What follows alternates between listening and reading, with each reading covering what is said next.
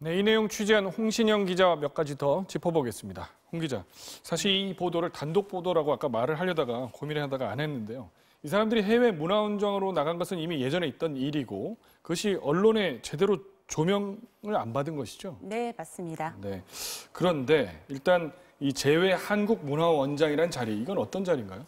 네, 문화계에서는 아주 중요한 역할을 맡는 자리입니다. 한국을 대표해서 한국 문화를 세계에 알리는 문화외교 사절인데요. 네. 해외 공연을 하거나 작품을 수출할 때는 반드시 문화예술인들이 거치지 않을 수 없는 자리입니다. 그런데 이 자리에 문화예술인들을 검열하고 억압했던 블랙리스트 실무 책임자들이 일부 앉아 있는 겁니다.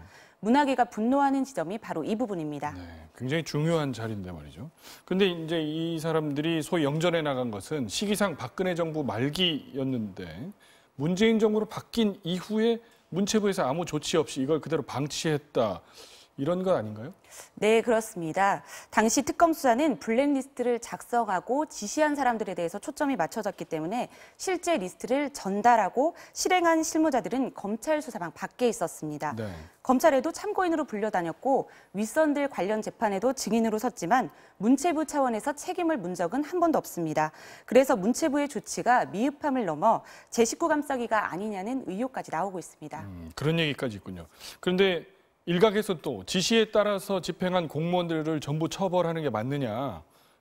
어제 4대강 감사 결과에서도 사실 공무원들 징계 조치가 없었잖아요. 그런 얘기가 있는데 어떻게 보세요? 네, 취재 과정에서도 사실 공무원들 사이 그런 분위기가 있었습니다. 그래요? 공무원이 무슨 죄냐 이런 거죠. 물론 공무원 개개인이 지시를 거부하는 것에는 한계가 있을 수 있습니다. 하지만 그렇다고 책임조차 묻지 못한다면 블랙리스트 같은 일들은 반복될 수밖에 없습니다. 네. 처벌이나 징계의 선례를 남겨야 비슷한 일이 또 벌어졌을 때 공무원들이 부당한 지시에 거부할 수 있는 근거가 갖게 되지 않을까 생각됩니다. 네, 취재 내용 잘 들었습니다. 홍신영 기자였습니다.